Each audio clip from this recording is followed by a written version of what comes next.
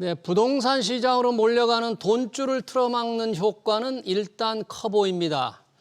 주택담보대출 6억 원 상한은 부동산 숨통을 조이는 강력한 조치죠. 서울 강남 집값 상승률은 3분의 1, 4분의 1 토막났습니다. 627 대출 규제 한 달 집값이 확실하게 잡힌 걸까요? 두 분과 얘기 나눠보겠습니다. 심영석 미국 IAU 부동산학과 교수, 한문도 명지대 대학원 실물투자 분석학과 겸임 교수 나오셨습니다. 어서 오십시오. 네, 반갑습니다. 627 고강도 대출 규제, 부동산 주담대를 6억 원 밑으로 제한한 정말 강력한 조치였습니다. 실효성이 어느 정도인지 한 달이 다 돼가는데 심영석 교수님, 예. 이 조치의 효과, 실효성 어떻게 평가하세요? 예, 뭐 지금 현재 그 강남뿐만 아니라 전체적으로 다 이제 거래는 많이 줄었고요. 거래가 예, 뚝 줄었고. 그다음에 이제 가격도 상승폭이 많이 이제 떨어졌죠. 예. 그래서 뭐 그 기존에 이제 저희가 2019년도에 12월 16일 날 나온 그 대책하고 좀 유사한데요. 예. 당시에는 이제 그 주택 가격에 대해서 이제 15억 이상은 대출을 안 해준다 이렇게 설정을 했는데요. 예. 이번에는 아예 대출 금액 6억으로 제한을 했거든요. 그렇죠. 그래서 조금 이제 새로운 규제다 보니까 시장 자체가 상당히 뭐 멈춰 있는 상황이라고 볼 수 있고요. 7, 8월 같은 경우는 어차피 뭐 주택 시장은 전형적인 비수기입니다. 7, 8월. 그래서 예. 이런 상황들은 뭐 계속되지 않을까 당분간은 그렇게 보고요. 네. 하지만 이제 규제 효과라는 것이 어차피 예전에도 우리가 2019년도에도 한 6개월 정도 갔습니다. 6개월. 그래서 길면 6개월, 빠르면 이제 3개월 정도라고 저는 판단하는데요.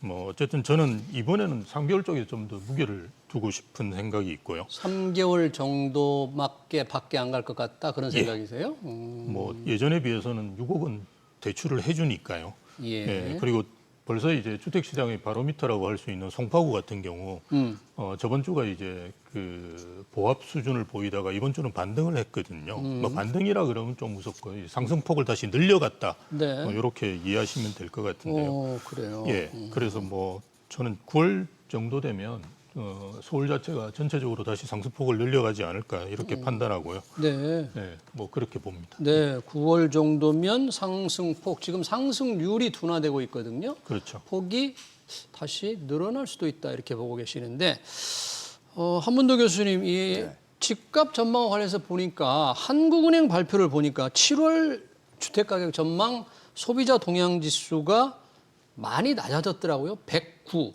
그래서 네네. 하락폭이 꽤 컸다. 그러니까 소비자들이 집값 오를 거라고 예상하는 사람들의 숫자가 많이 줄었는데 네. 그런 심리가 지금 혹시 어떻게 확산이 좀 된다고 보십니까?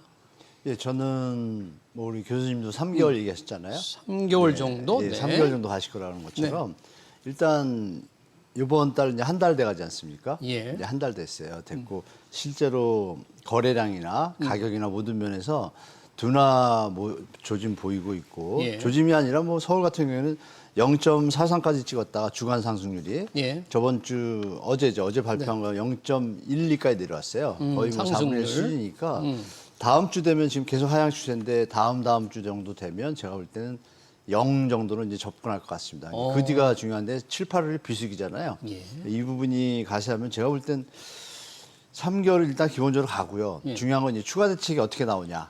이게 나오면 제가 볼 땐 하반기는 계속 이 정부의 강력한 의지가 좀 사람들 심리에도 작용을 할 것 같습니다. 실제로 말씀 주신 것처럼 전망 지수도 낮아졌고 예. 또 매수 심리 지수라고 있습니다. 저 KB에서 발표하는. 매수 심리 지수? 네네. 그것도 거의 반토막 났습니다. 한 99까지 올라갔다가 50으로 다운됐거든요. 그러니까 이제 등락폭이 좀 크죠, 변동성이. 그 얘기는 뭐냐면 현재 주택가격 시장이 만약에 정상적인 어떤 경제 펀더멘탈이나 소득 증가로 인해서 올라간 가격 상승이라면 대출 규제와 상관없이 뭐 보도에서 많이 보셨잖아요. 현금 부자들만 살 수 있다 뭐 이렇게. 네. 지금 못 사잖아요. 그러니까 그 얘기는 뭐냐면 거꾸로 말씀드리면 대출로 이루어진 집값이라는 게 이제 증명이 되는 거죠. 쉽게 말하면. 그래서 제가 볼 때는 집값이 조금 조정을 받으면 다시 거래량이 늘어가고 반등하겠지만 이게 추가 대책이 없으면 올라갈 것 같아요. 왜냐하면 예전 정부에서도 계속 뭐 몇십 번 했지만 트라우마가 있지 않습니까? 예. 시민들이. 네. 이번에 이 대책이 부동산 대책이 아니라 대출 규제 정책이거든요. 그렇죠. 그러니까 여기다 공급이나 이런 분들이 가세를 안 해주면 또 신뢰도에 좀 문제가 있죠. 그래서 제가 볼 때는 이 자체로는 3개월에서 6개월 갈 수 있지만 네. 추후적으로 추가 대책이 없으면 또 반등의 여지는 분명히 남아있다. 그러나 정부가 추가 대책을 제가 볼 땐 추석 전에 좀 발표할 거라고 좀 예측하고 있습니다. 아, 그래요. 추가 대책에 따라서 어떻게 될까 달려 있다. 정부가 추석 전에 추가 부동산 대책을 발표할 거다 이런 전망을 해주셨는데 두 분 다 지금 주간 아파트 동향, 한국 부동산에 발표한 주간 아파트 동향을 통계로 지금 상승률이 많이 둔화됐다고 했는데 그 중에서 심 교수님도 언급을 하셨습니다만 송파구는 상승폭이 조금 커졌거든요. 이게 좀 예. 어떤 의미가 있을까요? 단순히 뭐 한 주 가격인 거라 비중을 더 해야 할지 어떻게 봐야 될까요? 이건? 예, 뭐 추이를 보셔야 될 것 같은데요. 어쨌든 이제 우리가 2019년도에 이제 대출 규제하고 좀 비교를 해볼 필요가 있습니다. 예. 2019년도에는 이제 동남권이라고 하는 강남 4구죠. 네. 그게 이제 가장 피해를 보고 있는데요.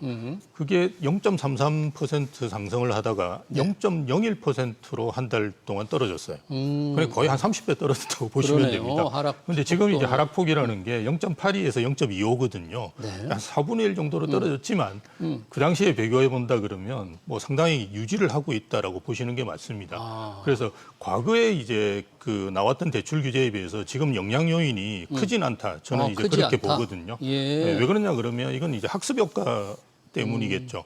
예, 우리가 노무현 정권하고 이제 그 문재인 정권을 겪으면서 대출 규제를 나왔었는데 그때 이제 시장이 어떻게 반응했는가 이런 것들을 이미 뭐 시장에서는 학습을 했다라고 볼 수 있거든요. 네. 이제 그게 반영된 거라고 볼 수 있고요. 네.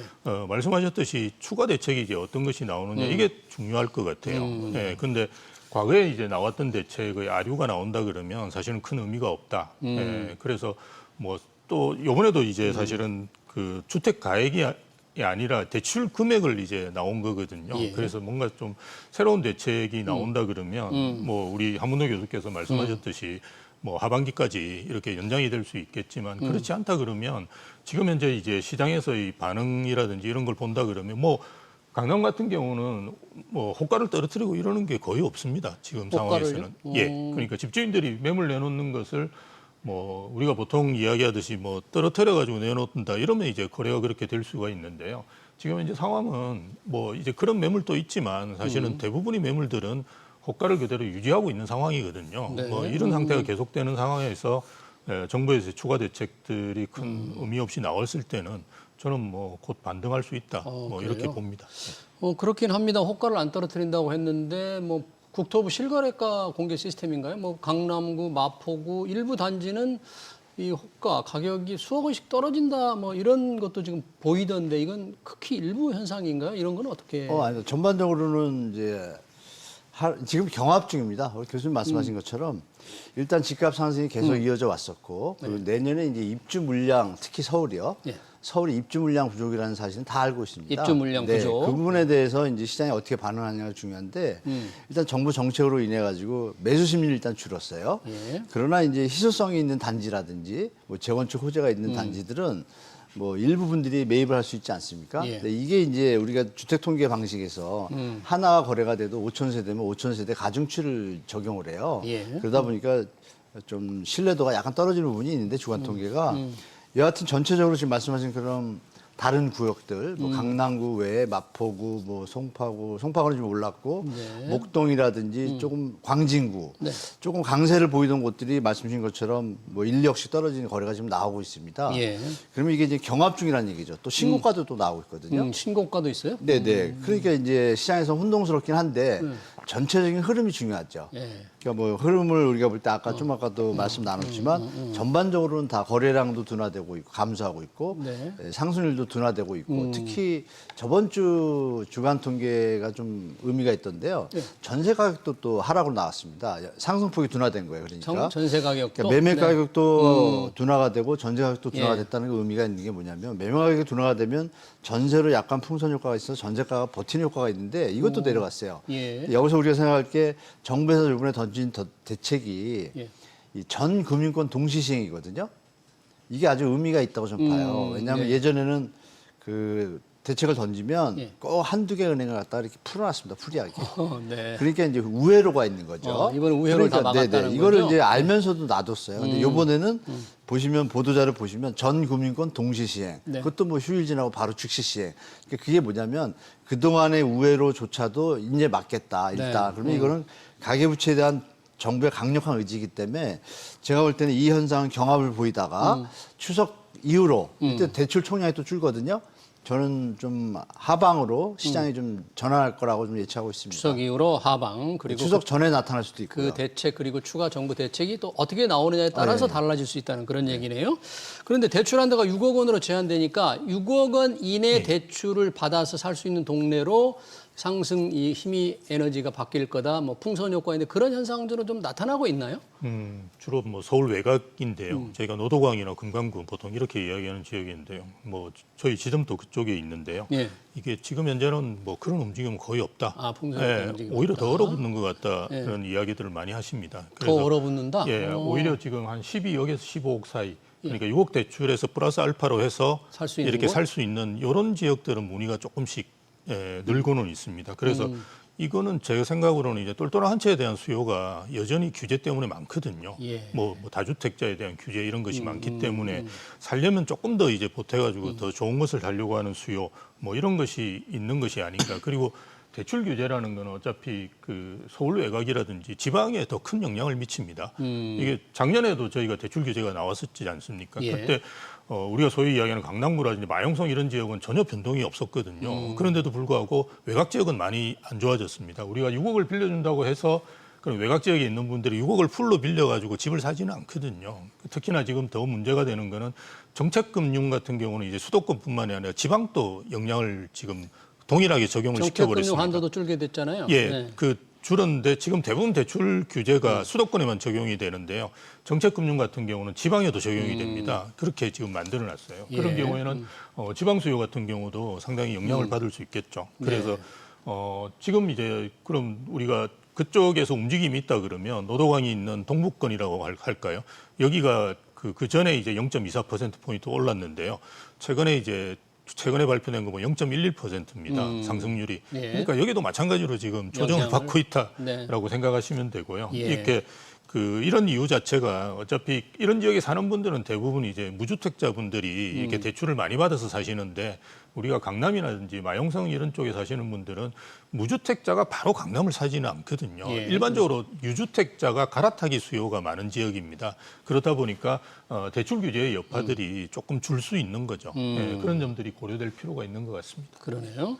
지금 두 분 다 과연 이번 대출 규제 효과에 대해서 추가적인 대책이 어떻게 나오느냐 거기에 많이 달려 있다. 이제 집값 안정세가 뭐 추가적인 대책하면 일반적으로 우리 시청자들이 보기에도 이제 공급 대책일 텐데 뭐 윤석열 정부에서도 공급 대책 엄청난 규모를 발표했다가 별로 좀 진전이 안 됐잖아요. 그러면 이재명 정부도 이제 만약에 공급 대책 추가적인 대책이라면 공급 대책을 말씀하시는 겁니까? 네, 맞습니다. 1번이 그거죠. 1번. 뭐 대책이 뭐 아시겠지만 세제는 지금 손 안 대겠다고 하셨고 뭐 일단 그렇게 돼 있죠. 대출 규제인데 이건 나왔고 그럼 공급하고 이제 거래 규제밖에 없거든요. 예.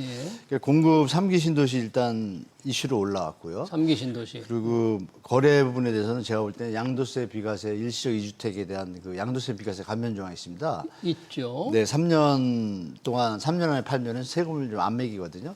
이 부분에 대한 걸 손을 댈 수도 있고 일단은 여기보다는 3기 신도시를 던질 것 같아요. 3기 신도시는 어떤 식으로 정부가 구상을 해야 됩니까? 어떻게 해야 됩니까? 구상의 차원이 아니라 이제 저 추원으로 말씀드려서 전 정부에서도 이게 강력히 뭐 많은 양을 공급하겠다고 했는데 실제로 공급이 안 됐잖아요. 네. 근데 거기는 좀 사연이 있죠. 우리 뭐 다 아시는 것처럼 부동산 PF 문제로 인해서 건설사들이 좀 유동성이 부족해지니까 만약에 3기 신도시가 택지는 조성이 됐지만 이걸 공급하게 되면 일단 시세보다 저렴하잖아요. 새로운 집이. 그럼 기존 주택이 또 저렴해지고 그러면 민간에서 분양하는 것과 공공에서 분양하는 것이 경쟁을 하게 되거든요. 네. 그러면 더 분양하기가 좀 힘들겠죠. 경쟁 상다가 또 생기니까 그런 차원에서 이제 3기 신도시 공공택지에 대해서 좀 제가 볼 땐 본의 아니게 지연을 한 것 같아요. 조정. 네. 그러니까 그거를 좀 당기거나 좀 실효성 있게 하려면 정부가 어떻게 해야 됩니까? 네, 그래서 지금 상황을 말씀드리면 보도에서는 이게 3기 신도시가 오래 걸린다고 얘기하는데 제가 조사한 걸 말씀드리면 토지 보상이 광명은 나중에 발표됐잖아요. 광명 빼고 나머지 5개 지역은 지금 100% 그 토지 보상이 끝났습니다. 끝났고 지작물 철거를 하고 있습니다. 이 부분도 99%에 다 가깝습니다. 그러면 결론은 뭐냐면 뭐 보도에서 나온 것처럼 뭐 1000개 기업이 아직도 있고 군부대도 이전을 안 하고 있다 이런 보도들이 있어요.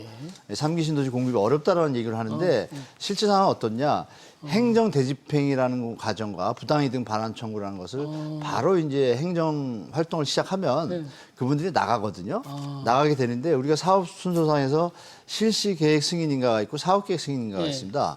실시 계획 승인인가가 나기 전에 보상이 다 끝났어요. 끝났기 때문에 이제 이분들만 나가면 되잖아요. 네. 그러면 예측이 가능하죠. 쉽게 말하면. 그러니까 이제 좀 진전이 계속 될 거다 그런 기대를 하는 될 거다 수준이 아니라 정부가 의지만 있다라면 바로 공급이 가능합니다. 3개월 바로? 뒤부터. 네, 제가 볼 때는 이거는 정부의 의지에 달렸는데. 어려운 일이 아니네요, 그거는. 그럼요. 이미 제가 뭐 토지 그 LH하고 좀 통화를 많이 해봤는데요. 네. 준비 다 돼 있다. 뭐 이런 얘기 제가 좀 들었습니다. 예. 그렇기 때문에 정부에서 상황 파악 잘 하시고 네. 뭐 거주민들하고 불협화음 없이 잘 지내면은 제가 볼 때 정확하게 뭐 행정의 어떤 지침을 주면은 그분들은 다 이전해 줄 거거든요. 네. 그럼 그 다음에 로드맵대로 이제 사업계획 승인 받고 분양하면 되거든요. 그래서 큰 문제는 없는데 의지가 이제 중요한 것 같습니다. 의지야 지금 집값을 안정을 잡겠다는 이 정부 의지가 강하니까 뭐 잘 될 것 같습니다만 생각보다 윤석열 정부에서도 잘 진척이 안 됐으니까 뭐 여기서는 되겠냐 아니면 어떤 공급 대책이 좀 더 구체적으로 나올 거냐에 관해서 지금 우리 국민들의 관심이 높은데 어떤 부분이 잘 안 되고 어떤 부분을 더 노력해야 되고 뭐 그런 걸 좀 지적해 줄 수 있습니까?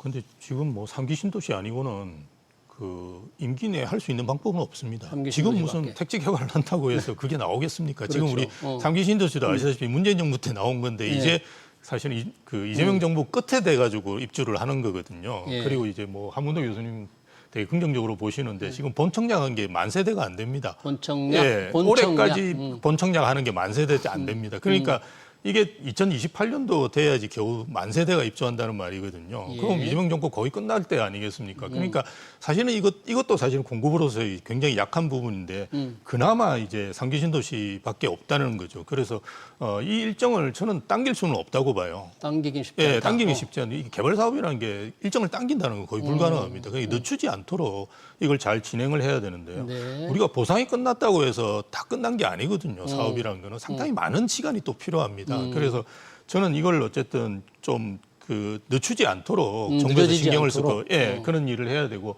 또 이게 지금 17만 채 정도 되는 걸로 알고 있는데요. 17만 채요? 이걸 좀 용적률을 올린다든지 뭐 상업지를 주거지로 바꿔서 늘릴 수 있는 부분이 좀 있는 걸로 알고 있습니다. 그걸 좀 지금 하는 것이 필요하고요. 예. 또 하나는 이제 임기 내에 공급할 수 있는 거는 정비 사업 밖에 없거든요. 재개발. 예, 재개발 재건축 중에 지금 멈춰 있는 단지들이 꽤 있습니다. 예. 그건 뭐 공사비 문제가 가장 큰데요. 어쨌든 이걸 물론 이제 정부에서 하는 건 아니고 지자체에서 이제 하는 거죠. 그렇죠. 만 어쨌든 이게 제대로 진행될 수 있도록 뭔가 부족한 부분이 있으면 정부에서 지원해야 되는데 재건축 초과이익 환수제 같은 걸 계속 남겨두면서 재개발 사업도 하라고 그러면 재건축 사업 하라고 그러면 이게 진행이 되겠습니까? 그래서 네. 이런 부분들을 좀 어떻게 딱 좀 해소될 수 있는 부분을 해야 되는 거지. 그리고 최근에 이제 3기 신도시도 보면 공공임대주택을 넣겠다 이런 네. 추가해서 넣겠다라고 이야기하는데요. 지금 정부가 공공주택 확대한다는 맞습니다. 거죠. 근데 지금 분양주택이 필요하지 임대주택 때문에 문제가 되는 게 아니거든요. 그리고 LH에서 가지고 있는 임대주택 중에 공실이 5만 채입니다. 이미 이미 그 빈집이 5만 채란 말입니다. 근데 그거부터 해결을 하고 난 다음에 임대주택을 해야지 지금 자꾸 임대주택 이야기를 해야 될 타이밍은 아니고요. 지금 공공에서 하더라도 빨리 분양주택을 지금 해야 될 상황입니다. 예. 그래서 이런 구소택책들이 같이 나오는 것이 필요하겠죠. 네, 여러 가지 지금 두 분이 말씀해 주셨는데 우선 공공임대주택을 많이 늘려야겠다는데 현재 LH 공실이 5만 채나 된다. 이 부분은 잠깐 좀 언급을 해 주시고 또 재건축 초과이익 환수제, 재개발 재건축을 좀 속도를 내기 위해서 이걸 그대로 두고는 안 된다 그러는데 이 정부는 재건축 초과이익 환수제를 유지할 거라 이런 이제 보도가 나오고 있거든요. 이 부분 네. 어떻게 해야 될까요? 두 문제에 대해서 좀 부탁드립니다. 네, 재건축 재개발 초과 이익 환수제를 일단 1년 동안은 유지하겠다고 이미 발표를 했습니다. 이미 네, 그래서 확대됐습니까? 내년까지 좀 봐야 되고요. 말씀 주신 LH 공실 5만 채는 지금 3기 신도시하고는 좀 다 다릅니다. 왜 다르냐면 입지가 다릅니다. 아, 네, 위치가요? 입지가 이제 선호하지 않는 지역에다 짓다 보니까 뭐 물량 채우느라고 지은 게 많거든요, 예전에. 근데 그래요? 그거 이제 말씀하신 거 물량 같고. 숫자만 맞추느라고 그랬군요. 네, 그랬었고 들어가지도 이번 못할 거는 지금. 이제 다른 게 3기 신도시는 다 입지나 광역이나 교통망이 완비가 돼 있거든요. 예. 그 계획도 있고 그리고 또 공공 택지 개발지구라고 있습니다. 예. 아시는 것처럼 뭐 진접이라든지 이렇게 여러 군데 있는데 이것까지 합치면 제가 추산하고 데이터를 보니까 35만 채예요, 서울 수도권에. 근데 이 물량이 작은 물량이 아니지 않습니까? 근데 네. 제가 말씀드린 건 이제 우리 교수님 말씀 주신 것처럼 바로 입주할 수는 없잖아요. 그렇죠. 없지만 공급 계획에 있어서 우리가 로드맵에 대해서 신뢰성 있는 대책이 나온다면 믿음을 우리가 줘라. 노태우 때 생각하면 됩니다. 네. 노태우 때도 발표하고 나서 움찔됐다가 다시 올리려다가 확실히 로드맵이 진행된다는 걸 알고 나니까 그동안 6, 7년 동안 주택 가격이 안정됐거든요. 예. 그것도 나중에 입주했어요. 이 얘기는 뭐냐면 시장에서 새 집이 나온다.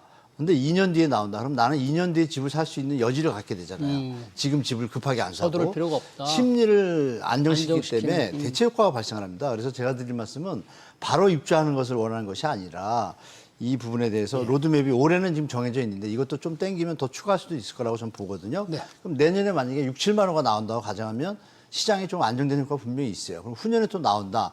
그러면 분양은 내년 후년에 받지만 입주는 3, 4년 뒤, 5년 뒤에 들어가요. 네. 그동안에 이 매수 심리가 좀 안정되는 효과가 분명히 있다는 게 제일 핵심이라고 좀 말씀드리고 싶어요. 그러면 시장이 안정될 것 같습니다. 공급 대책 더 늦어지지 않도록. 그리고 추가적으로 정비사업 말씀 주셨는데 재개발 재건축에 대해서는 제가 초과이익 볼 때 환수제는 우량한 현장들은 좀 도와주고 조금 동의율이 떨어진데 조합원들 예. 이런 데들은 도와줄 여력이 좀 없을 것 같습니다. 이건 좀 조합원들이 좀 아셔야 될 것 같아요. 아, 동일이 떨어진 데는 정부가 도와줄 수 없다. 동의율이 다 돼가지고 사업성이 좀 부족하다 이거예요. 예. 이럴 경우에는 이제 정부가 좀 지원을 해주면은 사업성을 좀 보충하잖아요. 예. 그러면 이미 동의가 됐기 때문에 마음만 먹으면 갈 수 있지만 동의율이 없는 현장들은 부족한 현장들은 지원한다고 해도 동의가 안 되는데 진도가 안 나가잖아요. 그래서 국가가 할 수 있는 거는 제가 볼 때 동의율이 다 차여진 곳에서 사업성이 부족한 곳 이런 것들은 제가 볼 땐 지원하면 좀 속도가 날 것 같습니다. 네, 이 재건축 초과이익 환수제에 대해서는 이제 두 분의 생각이 조금 다르네요. 한쪽은 이제 유지해야 된다, 한 분은 좀 없애서 뭔가 재건축 속도를 내야 된다. 과연 정부가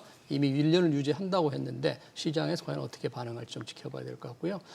이재명 정부는 세금으로 집값을 잡지 않는다고 그래서 아마 종부세율을 올리거나 세율을 직접 손대지는 않을 것 같은데 지금 강남에 집을 가지고 있는 분들은 걱정하는 게 있습니다. 실제로 종부세가 내년에 더 올라갈 거다. 왜냐하면 공정시장 가액 비율, 종부세를 매기는 과표의 기준이 되는데 이걸 조금 올리려고 한다. 그런 지금 예상이 그렇게 되잖아요. 이걸 예. 올리면 세금이 굉장히 많이 높아지나요? 이게? 지금 현재 이제 우리가 공시가 현실화율하고 공정시장 가액 비율 요 두 가지를 조정해서는 할 것 현실화율하고? 같아요. 이건 뭐 사실 세금을 올리는 거나 마찬가지라고 보시면 됩니다. 이게? 예. 네. 그러니까 뭐 우리가 지금 세율이 엄청나게 높거든요. 종부세 같은 경우. 그걸 더 높인다는 건 이제 불가능하고요.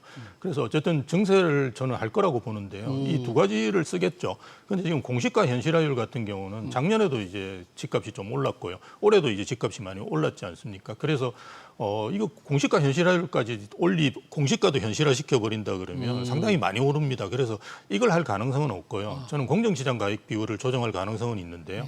이게 1주택 재산세는 한 45%인데요. 네. 지금 종부세를 매기는 부분은 60%입니다. 시장 이걸 가액 지금 비율이 60% 공정시장 가액 인데. 비율이 60%인데 이걸 지금 80%로 하겠다는 건데요. 예.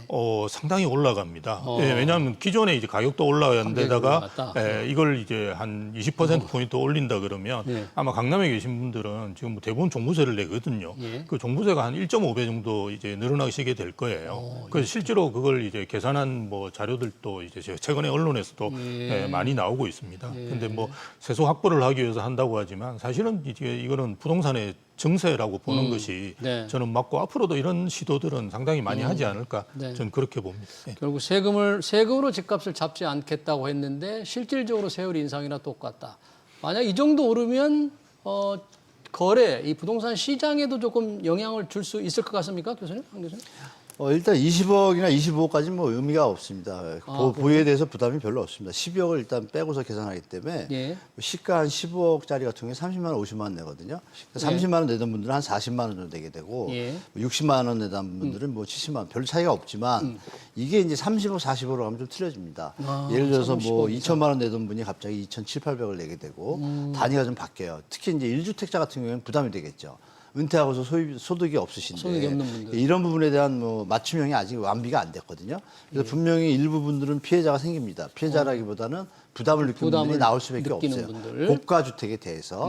그래서 이거를 세금으로 집값을 잡지 않겠다고 했지 않습니까? 네. 이 부분이 이제 시간이 어느 정도 흘러서 국가의 뭐 재정 문제라든지 세수 부족 문제, 전 정부에서 감면을 너무 하다 보니까 국세가 자꾸 계속 적자가 나지 않습니까? 이 부분들은 이제 국민을 설득한 상태에서 한다라면 제가 볼 때는 그나마 뭐 별 문제가 없겠지만 그냥 일방적으로 통보를 한다라면 이건 좀 문제가 있다고 봐요. 그래서 조금 공청회라든지 이런 거 좀 거친 다음에 하시면 그나마 좀 부정적인 견해는 없고 좀 다들 좀 합리적으로 좀 응대하지 않을까 좀 그렇게 보고 있습니다. 고가 아파트에 대한 수요를 조금 누르는 효과도 좀 있을까요? 만약에 네, 공정시장 있죠. 당연히 있죠. 이렇게 되면 30억, 40억에 대해서 이 갈아타기라든지 이런 걸 통해 가지고 투자 심리가 있던 분들은 부담을 많이 느끼게 됩니다. 부담이 매년 몇 천만 원씩 낸다는 건 사실 버티기 좀 힘들거든요. 그런 부분은 분명히 효과가 있다고 봅니다. 자, 아파트 매매 시장 얘기 들어봤고요. 전월세로 한번 돌아가 보겠습니다. 이번에 그 627 대출 규제는 갭 투자, 전세를 끼고 사는 거를 원천 차단했고 전세 대출도 굉장히 까다로워졌습니다. 그러다 보니까 뭐 전세값 시세 상승이 우려된다. 전세 대신 월세로 많이 바뀐다. 그래서 월세 부담이 크다. 이런 얘기들이 시장에서 많이 나오고 있는데 지금 실제 동향은 어떻습니까? 월세가 그렇게 늘어나고 있습니까? 예, 일단 전세에서 월세로 이렇게 바뀌어가는 현상은 거의 대세입니다. 대세인데 사실은 우리나라 월세는 그 외국에 있는 월세하고 좀 다른 형태고요. 보증금이 굉장히 큽니다. 보증금? 뭐, 예, 5억에 100억, 5억에 100만 원 뭐 이런 식으로 이제 되기 때문에 순수 월세는 뭐 거의 없습니다. 외국은 뭐 사실은 보증금을 잡지 않으니까요. 그런데 어쨌든 이게 완전 전세에서 이제 보증부 월세나 이제 반전세로 넘어가는 거는 대다수가 가고 있고요. 그러다 보니까 전세 가격이 굉장히 안정된 듯이 보이는 거거든요. 전세 가격이. 전세 가격이 올해 누적 기준으로 보면 서울이 이제 한국부동산원 기준으로 보면 1.16% 올랐습니다. 근데 매매 가격은 4.18% 지금 누적으로 서울이 올랐거든요. 그러니까 한 4분의 1 정도밖에 전세 안 올랐어요. 상승률이 예. 근데 이게 월세로 전환되기 때문에 그런 거지. 뭐 그래서 우리가 뭐 이런 착시 현상에 사실은 속으면 안 되고요. 예. 지금 이제 월세 가격에 대한 부담 때문에 이제 그런 힘들어 하시는 분들이 많고요. 예. 그리고 기존에 이제 우리가 다세대 연립이라는 오피스텔 전세가 거의 지금 시장이 없어져 가고 있거든요. 그런 바람에 아파트로 계속 몰리고 있지 않습니까? 그런 이유로 이제 월세도 많이 늘어나고 전세가 없어지는 부분들이 이제 가중되고 있는 것 같고요. 정부에서 이제 쓸 수 있는 카드는 사실은 시장에서 이야기하는 거는 임대차 입법을 폐지하고 주택 임대 사업자의 이제 아파트를 좀 넣어달라. 지금 현재 주택 임대 사업자 쪽에는 비아파트만 들어가 있거든요. 예, 그 이야기를 많이 하는데 아마 이 정부에서 하기는 힘들 거라고 저는 봅니다. 네. 예, 그래서 정부에서는 아마 이걸 막기 위해서 뭐 전세 대출 규제 같은 거를 더 할 수도 있을 거고요.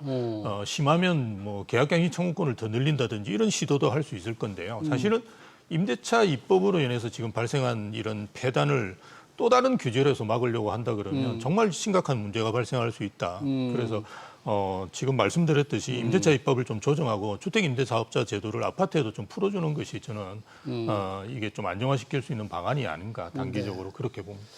지금 월세 전환이 빨라지면서 월세라는 게 물론 보증부 월세, 보증금이 좀 있겠지만 월세를 만약에 200만 원, 300만 원씩 낸다 그러면 이 젊은 청년들이 그 정도 세금을 월세를 내고 생활이 과연 가능할까 좀 걱정이 되는데 어떻게 보십니까?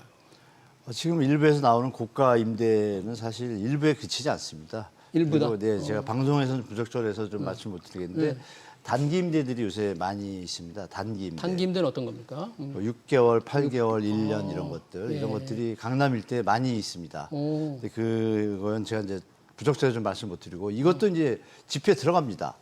네, 들어가기 때문에 제가 뭐라고 말씀 못 드리겠지만 월세가 높은 것처럼 보인다. 네, 그래서 일단 말씀대로 전세 가격이 쭉 올라왔습니다. 많이 올라오지는 않았지만 올라왔는데 우리가 이제 주시할 게 뭐냐면 이번에 정부에서 전세 대출 보증 한도에 대한 축소를 좀 강력하게 시사했고 추가적으로 낮췄죠 보증한도를. 네, 예. 전세 대출에 대한 DSR을 시행할 계획을 자꾸 좀 얘기하고 있잖아요. 그게 나오고 그리고 추가적으로 말씀드릴 게 이번 정부에서 연초에 예. 상생 임대인 제도라고 기억나실 겁니다. 2022년도에 그 한번 했었거든요. 예. 그걸 2년 연장을 했습니다. 그 얘기 무슨 말씀이냐면 내가 5% 이상 임대료를 올리지 않으면 이 실거주 의무 2년을 조건을 갖다 안 지켜도 세금에서 좀 자유롭게 해줍니다. 그러면 5% 안 올리고 세금 감면 받으려고 하는 분들이 많을 거 아니에요. 그럼 올리라고 해도 안 올립니다.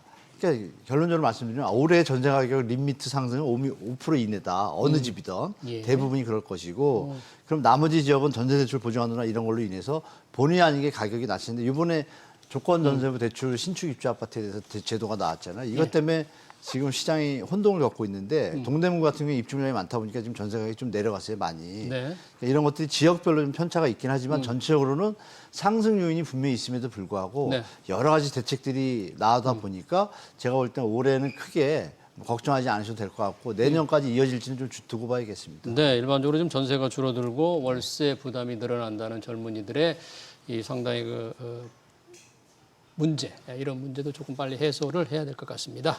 627 대출 규제 한 달 관련 토론 여기서 마치도록 하겠습니다. 지금까지 심영석 미국 IAU 부동산학과 교수, 한문도 명지대 대학원 실물투자분석학과 교수였습니다. 고맙습니다.